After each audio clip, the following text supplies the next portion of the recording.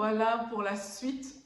Aujourd'hui, j'aimerais parler de ces êtres mi-esprit et mi-humain. C'est un épisode que la Bible va raconter, mais très brièvement.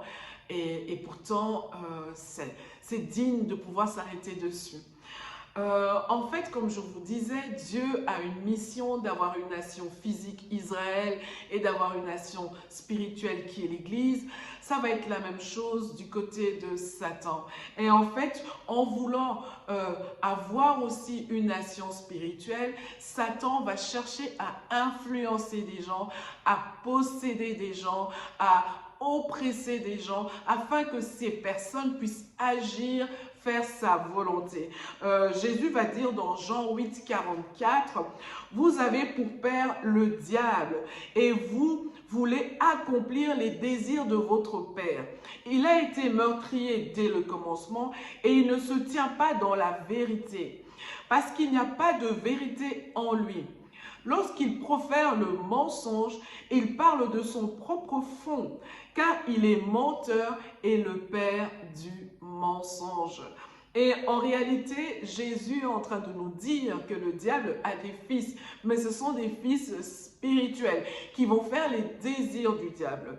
Et on verra que dans 1 Jean 3, 8, on dira « Celui qui pêche est du diable, car le diable pêche dès le commencement. Le Fils de Dieu a paru afin de détruire les œuvres du diable. » Donc Satan va aussi chercher à avoir une nation spirituelle, des hommes et des femmes qui vont faire sa volonté. Et puis il va aussi chercher à avoir une nation physique. Et donc, quand Dieu va dire à Ève que ta postérité va combattre sa postérité, mais quelle est cette postérité de Satan? C'est vrai que c'est une postérité spirituelle, mais il y a aussi une postérité humaine. On va voir dans Genèse 6, 1 à 2. Lorsque les hommes eurent commencé à se multiplier sur la face de la terre et que des filles leur furent nées, les fils de Dieu virent que les filles des hommes étaient belles et ils en prirent pour femmes parmi toutes celles qu'ils choisirent. Ici, c'est très intriguant. Les fils de Dieu, comme j'expliquais, c'est Elohim, mais ces fils de Dieu avaient la capacité de prendre l'apparence humaine. On peut voir ça aussi dans certains épisodes dans la Bible, où on voit des anges prendre l'apparence humaine, manger, s'asseoir, dormir. Donc ces fils de l'homme, ces fils de Dieu, pardon, avaient la capacité d'avoir un corps physique et donc d'aimer et donc d'avoir des relations avec des femmes. Et donc, on va nous dire ensuite dans Genèse 6, 4, les géants Néphil étaient sur la terre en ces temps-là, après que les fils de Dieu furent venus vers les filles des hommes et qu'elles leur eurent donné des enfants. Ce sont ces héros qui furent fameux dans l'Antiquité. Ce verset illustre très bien le sens de ce que j'expliquais plus, en disant que les fils de Dieu vont venir vers les filles et avoir des enfants. Et ces enfants, on va les appeler des géants. Ce sont ces géants que l'on va voir dans la Bible. Et c'était une manière de corrompre la race humaine. C'était une manière de faire que les hommes ne sont plus ce qu'ils étaient et ils sont devenus mauvais et méchants. C'est pour ça que la Bible va dire que ces hommes-là ont réellement existé. Et la Bible, by the way, va confirmer ce que la mythologie grecque a toujours dit. Zeus, Jupiter, tous ces êtres étaient réellement des dieux, des divinités qui ont été adorés.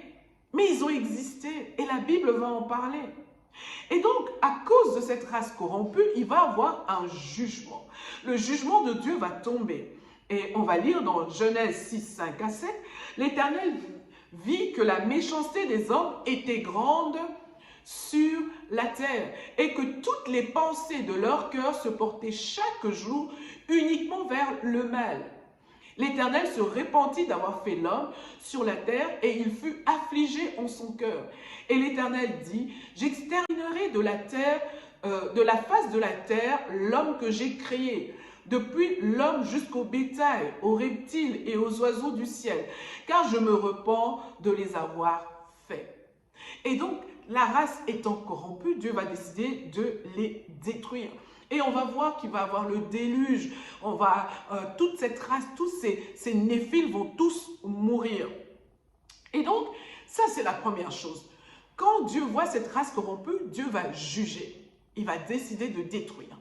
Et puis, ce qui est très étonnant, c'est que quand on continue notre lecture, on arrive dans Nombre 13, 33, après que Noé et ses fils aient repeuplé la terre, on voit que la nation d'Israël est créée et qu'elle doit retourner à Canaan, comme je vous avais dit. Et là, quand ils arrivent à Canaan, ils se rendent compte qu'ils n'arrivent pas, ils ne sauront pas se battre contre les gens qui habitaient Canaan. Qui habitait Canaan? Qui habitait cette terre de Dieu? Ben, c'était les géants. Et alors, qu'est-ce qu'ils vont dire dans Nombre 13, 33? Et nous y avons vu les géants, enfants d'Anak, de la race des géants. Nous étions à nos yeux et aux leurs comme des sauterelles. Certains vont avancer l'hypothèse que cette race de géants, eh ben, c'est qu'un des 3 fils de Noé avait toujours ce gène-là, en fait. Mais bon, moi je ne crois pas parce que Dieu dit qu'il a tout détruit à cause de cette méchanceté. Et il y a une autre théorie qui va dire, en fonction de ce qu'on va lire dans la Bible, et c'est là que je vous disais que c'était très important d'avoir le Strong, d'avoir plusieurs versions. Il y a une version, donc la parole de vie va dire ceci, Genèse 6, 4, en ces temps-là, il y a des géants sur la terre. Il y en a encore quand les habitants du ciel viennent trouver les filles des humains. Et ils ont avec elles des enfants. Ce sont les héros d'autrefois, des hommes célèbres. Ce sont ces héros, ces géants, mi-esprit, mi-humain. Et chaque fois qu'ils viendront sur la terre, ils auront ce genre d'enfants, cette race qui va apparaître. Et cette fois-ci, le jugement de Dieu ne va plus être de détruire la terre. Dieu va dire dans Josué 6, 17, « La ville sera dévouée à l'Éternel par interdit, elle et tous ceux qui s'y trouvent, mais on laissera la vie à Rahab, la prostituée, à tous ceux qui seront avec elle dans la maison, parce qu'elle a caché les messagers que nous avions envoyés. » Et en fait, on va se rendre compte que Dieu va dire cette fois-ci, quand vous rencontrez les géants, détruisez-les tous, tuez-les tous, tout ce qu'ils ont, les animaux, les enfants. Pourquoi? Pourquoi détruire? On a l'impression que Dieu est méchant, mais en réalité, Satan ne peut pas se repentir. Satan ne peut pas changer de voie. Il n'y a qu'une seule solution, c'est de le détruire. Et donc sa race, sa descendance ne peut pas se convertir. C'est pour ça que Dieu demande de tout détruire. Et donc quand vous lisez dans la Bible que Dieu a dévoué par interdit une ville, c'est parce que dans cette ville, il y avait une race mi-esprit, mi-humain. Et ceux-là ne se convertissent jamais.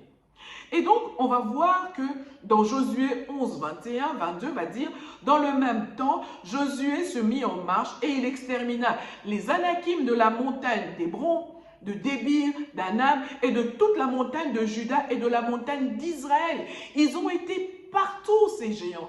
Ces êtres mi-esprit, mi-humain habitaient partout. Et donc, c'est pour ça qu'on va tous les tuer, tous les détruire. Et il ne resta point d'Anakim dans le pays des enfants d'Israël.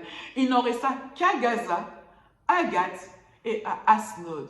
Et on verra plus tard quand David va venir se battre contre Goliath. Goliath venait de Gad. Donc il était mi-esprit, mi-humain. Et donc la nation physique de Satan, c'était d'avoir des êtres hybrides, mi-humain, mi-esprit.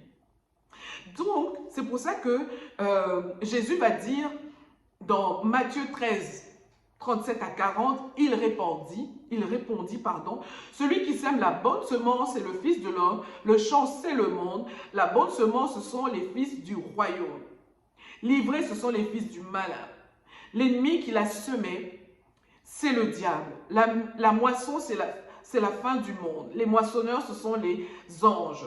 Or, quand on arrache l'ivré, on le jette au feu, il en sera de même à la fin du monde. C'est pour ça que Jésus va parler de cette parabole. Voilà, que Dieu vous bénisse. Si vous avez des questions, n'hésitez pas. À bientôt. Bye.